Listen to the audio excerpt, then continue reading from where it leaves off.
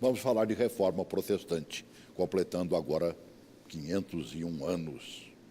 E já estão falando até em contra-reforma, sei lá. A gente não vai deixar de falar um pouquinho sobre isso também. Para tratar deste assunto, eu estou recebendo aqui pastor de Brasília, né, Michel Augusto, ele teólogo, também advogado, ele é mestre em teologia, doutorando em teologia pastoral, diretor da Faculdade Teológica Reformada de Brasília, né, pastor da Igreja Batista Reformada de Brasília, membro da Ordem de Ministério Batista. Seja bem-vindo ao nosso programa. É a primeira vez aqui, né, Michel Augusto? Celso, bom dia, boa tarde. Eu acho que é a terceira vez. É mesmo? Mas eu fico feliz de retornar aqui à emissora. Nós tivemos programa de TV aqui por um ano. Ah, certo. E também tivemos programa de rádio durante Rádio. 7 anos. Eu lhe conhecia pela rádio, não lhe tinha visto pessoalmente. Eu lhe ouvia muito. Que legal. Bom, a reforma protestante precisa ser tratada anualmente porque tem bases fundamentais para a nossa crença que foram tratadas naquele período, né? A nossa igreja, eu assumi com 2 pessoas, foi um trabalho de plantação de igreja, e 17 anos, a partir do 3º ano da igreja, nós já começamos com um projeto de ensinar teologia, né? Então, nós já começamos a ensinar teologia de uma forma mais arcaica, mais simples, e em 2012 foi aberta a Faculdade Teológica, que hoje se chama Faculdade Teológica Reformada de Brasília, que hoje é uma faculdade que tem curso superior, pós-graduação, extensão, e agora nós fomos aprovados no EAD para estender para o Brasil a palavra de Deus. Sinceramente, a formação principal para um homem que se dedica ao ídolo de Jesus, né? Que foi o que Lutero mais pediu naquele momento em que a igreja tinha tomado rumos outros, né? Nós vamos mostrar um vídeo daqui a pouco que fala bem desses rumos outros, e ele buscava exatamente a igreja dos primeiros dias.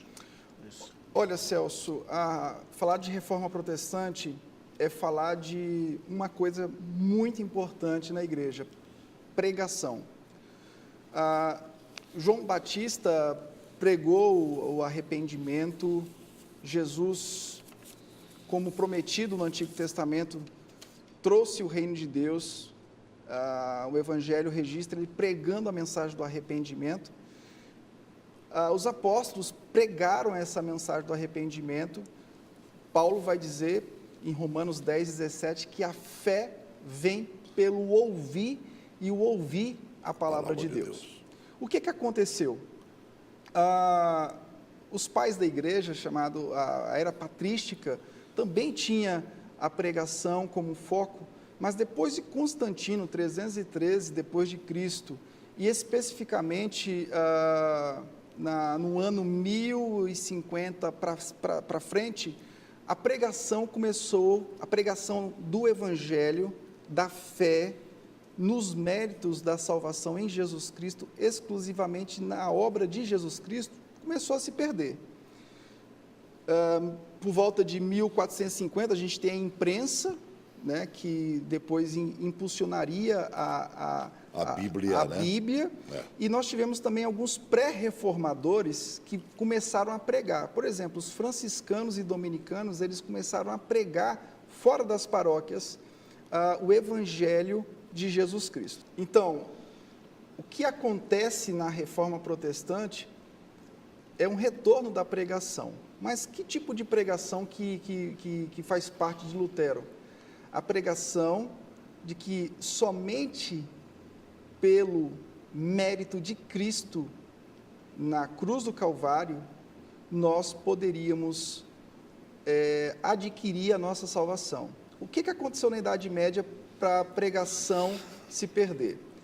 Os elementos, os sacramentos da igreja começaram a sufocar a pregação. Bom, se a pregação, Paulo diz que em Romanos 10:17, que a fé vem pelo ouvir, o ouvir a palavra de Deus, e a pregação não acontece, a igreja pega os elementos dos sacramentos por intermédio da ação do sacerdote e incute na cabeça das pessoas que eles se tornaram intermediários de uma salvação, que poderia acontecer ou não. Então, na Idade Média, o que aconteceu foi que o povo perdeu a esperança da salvação.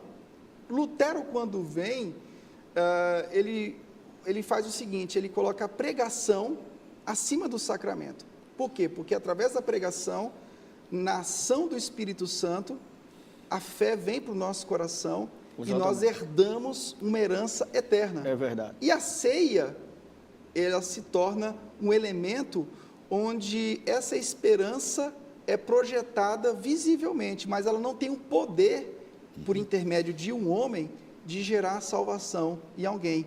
Então, a fé deixou de ser um elemento material, ou seja, a salvação deixou de ser um elemento material, intermediado pelo homem, e voltou a ser um elemento pela fé, mediante a pregação. Agora a gente vai conseguir voltar ao primitivismo da igreja, ou seja, aquela igreja que realmente era Cristo, se sobrasse um pouquinho ficava para Cristo, se tinha mais um pouquinho era Cristo. Sim, a proposta da Reforma Protestante foi retornar a um elemento muito importante do culto da igreja primitiva. O culto da igreja primitiva, ele era caracterizado pela leitura e explicação das Escrituras.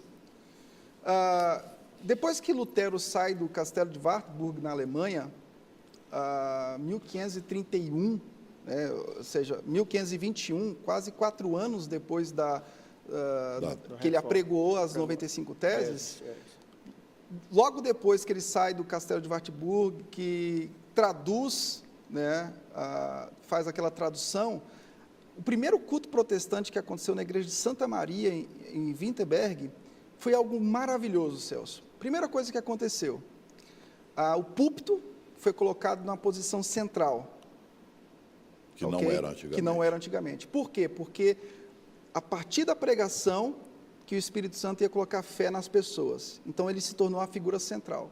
Os elementos da ceia ficaram secundariamente. Por quê? Porque a igreja usava a ceia material pelo sacerdote para prometer uma possível salvação. Quer dizer, era uma coisa inconstante. Então, imagine o primeiro culto protestante. Primeiro, o pastor pregando a Bíblia, traduzida por Lutero, na linguagem do povo. Primeiro fato. As pessoas entendendo a palavra de Deus na sua língua. Segunda coisa importantíssima, o povo participando ativamente da ceia. Você imagina o que significa isso? Antes, o sacerdote tinha um poder sobre os elementos, os sacramentos, e agora o povo participa ativamente. E o que significa isso?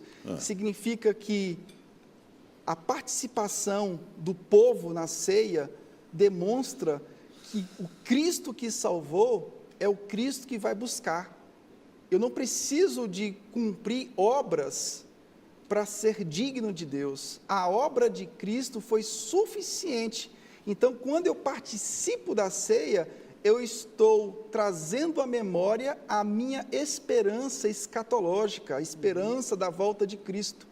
Então, esse primeiro culto em Wittenberg foi um culto memorável. E terceira coisa que aconteceu nesse culto, o povo passou a cantar no seu próprio idioma.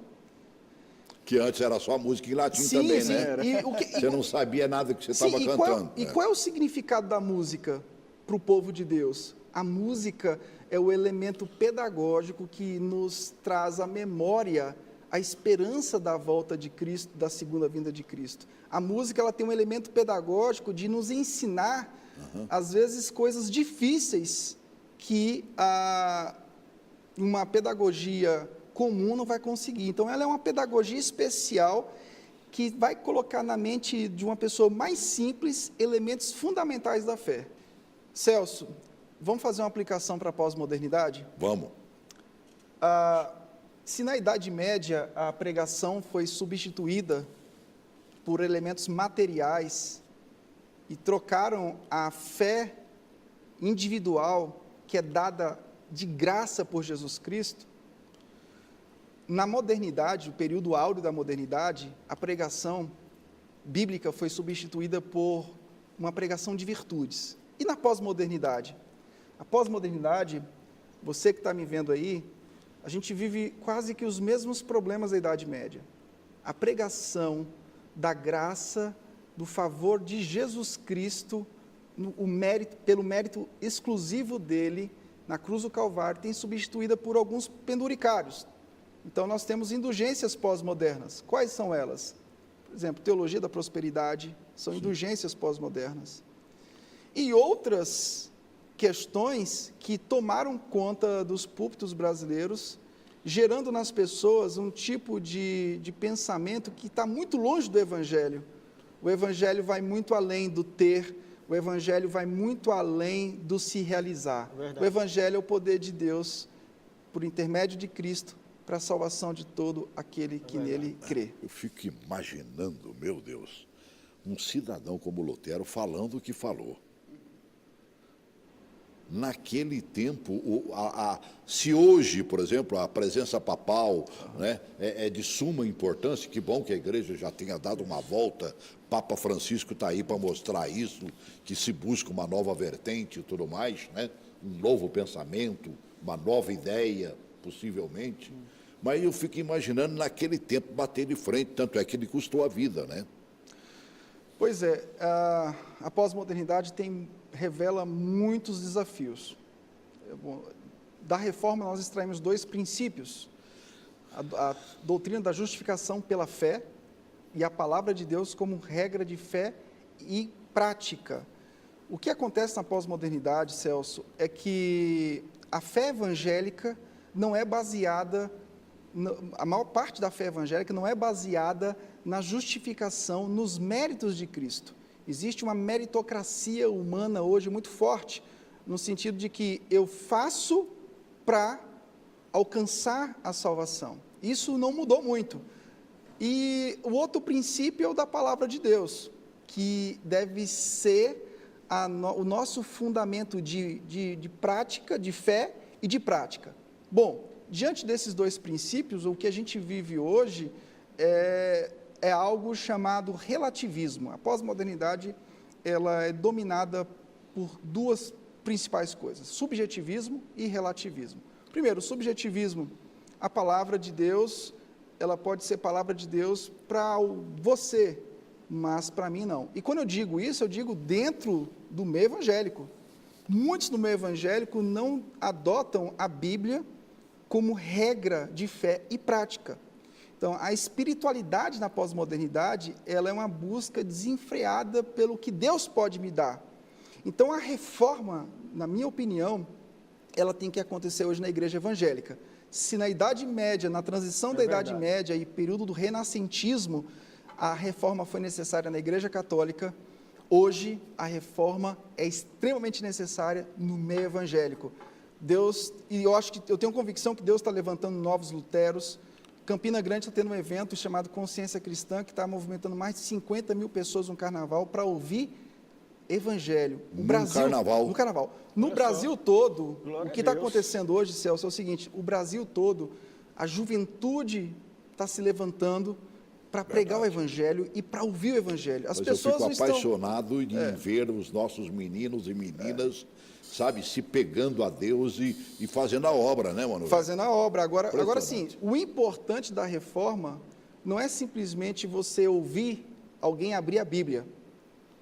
Não é você ouvir somente uma música, mas você precisa pregar a Bíblia de forma diligente, para que Cristo não fique abafado, e você precisa cantar as Escrituras, para que a sua canção não se torne simplesmente um clamor antropológico, um clamor por melhoria de vida. Vendo a vida de Francisco de Assis, né, eu fico imaginando Lutero fazendo mais ou menos o que Francisco apregoou a vida inteira, né? Agora tem uma característica, Celso, que a gente tem que lembrar historicamente. As ordens mendicantes, existiam antes de Lutero ordens homiléticas, ordens de pregadores mendicantes, de franciscanos e dominicanos. Agora, tem uma característica. Sim. Esses homens pregavam o evangelho da cruz. Se esses homens estivessem pregando hoje, eles não apoiariam um pluralismo de espiritualidades onde todas as religiões levam a Deus. Desculpe a minha santa ignorância. O que é o tal do evangelho da cruz e qual é o verdadeiro evangelho? O evangelho da cruz é o evangelho que você fala da salvação que vem pela graça, mediante a fé. Isto não é dom nosso, é dom de Deus. É o que diz Efésios 2:8. Sois salvos pela graça, mediante a fé. Esse é o caminho reto, então. Isso. E isso é um caminho que leva você a pregar isso.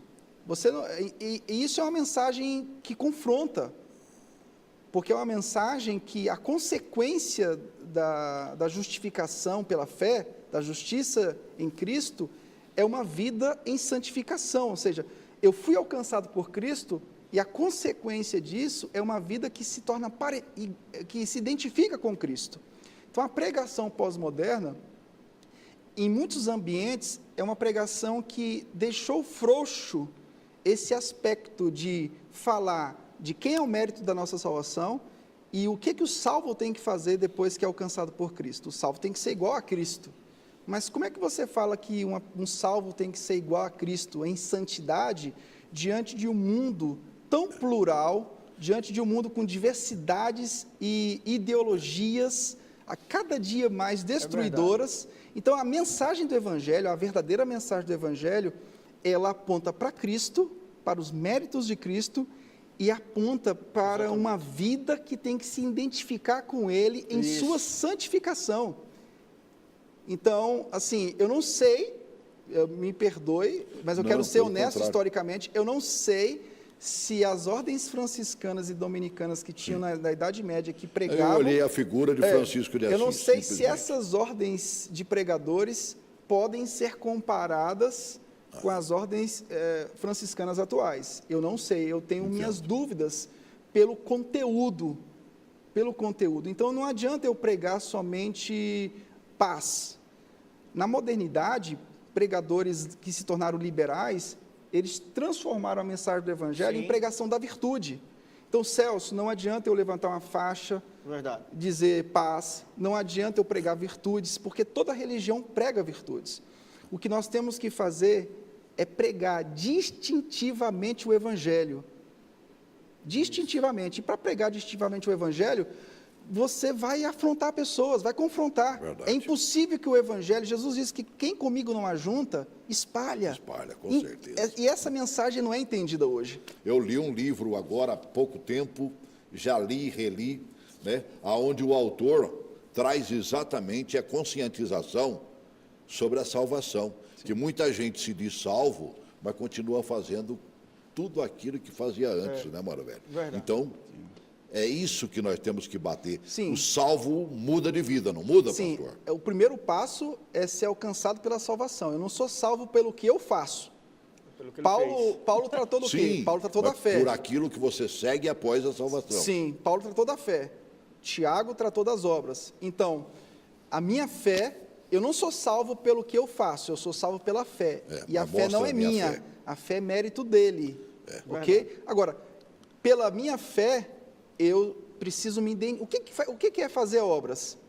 Fazer obras em Tiago é cuidar dos órfãos e das viúvas nas suas tribulações e guardar-se assim incontaminado em relação ao mundo. Então, as obras envolvem santificação e envolve a evangelização com o cuidado dos menos favorecidos. Agora, o principal que a gente tem que entender é isso. Uma coisa conduz a outra. Claro. É uma coisa. Então, amar a Deus e amar o próximo. Eu fico imaginando como é que nós vamos corrigir o caminho. O caminho, Celso, eu sempre tenho falado isso. Eu tenho ensinado isso, pregado isso. O caminho começa pelo púlpito. A reformar a igreja... Qual é o maior problema? Desculpa te interromper, mas me veio um negócio à cabeça.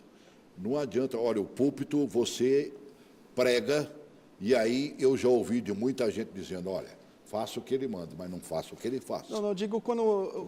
eu digo a reforma da igreja evangélica brasileira começa pelo púlpito, no sentido de que, através do púlpito, você tem que pregar a mensagem do evangelho. Então, um pastor, um líder que prega o evangelho de fato e de verdade e vive aquele evangelho, a igreja não tem como viver outra dimensão a não ser a dimensão de Cristo, porque na ação do Espírito Santo essa igreja vai ser salva, vai ser transformada e pela própria palavra vai ser confrontada a se tornar como Cristo é. Então, a reforma começa no púlpito justamente por isso, porque é a partir de quem está lá é que a coisa vai mudar. Por exemplo, Lutero não conseguiu mudar a Igreja Católica, porque a reforma não veio do Papa, a reforma veio de alguém inferior ao Papa. Então, quando eu digo que a reforma começa no púlpito... Foi contra o Papa. É porque é a partir da liderança que as coisas começam a mudar. Então, quem tem que mudar somos nós, líderes. Ok? Em algum caso ou outro que os liderados mudam e o líder não tem como recuar e acaba sendo acuado por uma atitude de protesto. Mas, assim, em raras exceções, os liderados conseguem fazer com que a igreja mude algum aspecto. Mas, assim, por isso que eu invisto muito em treinamento de pastores, nós investimos muito em treinamento de lideranças, porque são essas pessoas que vão realmente levar uma influência do evangelho para o povo. Eu vejo muitas pessoas que sofrem hoje, muitos liderados que sofrem, dizem o seguinte: rapaz, eu penso o evangelho, mas o meu líder não pensa conforme o evangelho, eu estou sofrendo até retaliações do meu líder. Então a gente chega à conclusão de que a mudança, ela precisa acontecer no púlpito. Ela precisa acontecer, porque de lá é que a coisa começa a andar. Sabe, a reforma realmente tem que continuar. Tem que continuar. Né? E ela continua. Agora, Celso, a gente poderia, em breves palavras, dizer também dos efeitos da reforma em vários ambientes, por exemplo, na educação, né? A partir da tradução da Bíblia de Lutero, o povo também começou a ter acesso às questões ortográficas, à questão da alfabetização. A reforma influenciou, por exemplo... Quem lê, aprende a escrever. Justamente. A reforma influenciou... A reforma influenciou a ciência. A reforma influenciou, sabe qual ponto também? Política. Calvino, na cidade de Genebra, fazia parte do consistório, onde indiretamente as leis eram produzidas e tinham princípios que tratavam de coisas cristãs indiretamente. A reforma influenciou vários setores da sociedade. A reforma influenciou a questão da cultura. Então, a reforma protestante, a questão do direito, né, teve uma influência muito forte no direito. Então, a reforma, ela foi um ambiente que trabalhou os aspectos da palavra de Deus e, consequentemente, os outros aspectos. Por quê? Porque tudo isso estava no domínio do Estado. Por isso que eu acho muito perigoso cristianizar o Estado, porque a gente pode voltar para a Idade Média, né? Então, corremos um risco Corremos danado, um risco. Então, assim, agora, a consequência foi uma reforma em todos os aspectos. Agora, em Genebra aconteceu uma coisa muito perigosa também. No primeiro momento de Calvino em Genebra, as pessoas estavam mais interessadas nos efeitos que a reforma produziu na área política e social do que espiritual. Então, a primeira fase de Calvino em Genebra foi uma fase muito dolorosa. Mas depois ele foi para a cidade de Estrasburgo, retornou, e no retorno ele tirou bastante experiências e Genebra entrou numa fase melhor. Enfim, a gente sempre vai lutar contra os anseios do povo, e a pregação do Evangelho faz isso. A pregação do Evangelho sempre vai confrontar as pessoas, e vai colocar as pessoas diante de um espelho e mostrar para elas quem elas são a partir do que Cristo fez, ou seja, a gravidade do pecado delas e daquilo que elas são. Então, a pregação faz isso.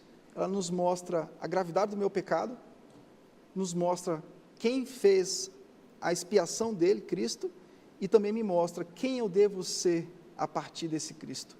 Isso mexe com as nossas estruturas, isso mexe com a nossa forma de ver, de pensar, toda a nossa cosmovisão é alterada através do Evangelho de Jesus Cristo. Então, o apelo que eu faço, preguemos o Evangelho de Cristo. Puro e simples, sem penduricários, sem teologias da prosperidade, sem coisas que simplesmente vai chamar a atenção das pessoas. Preguemos o Evangelho simplesmente.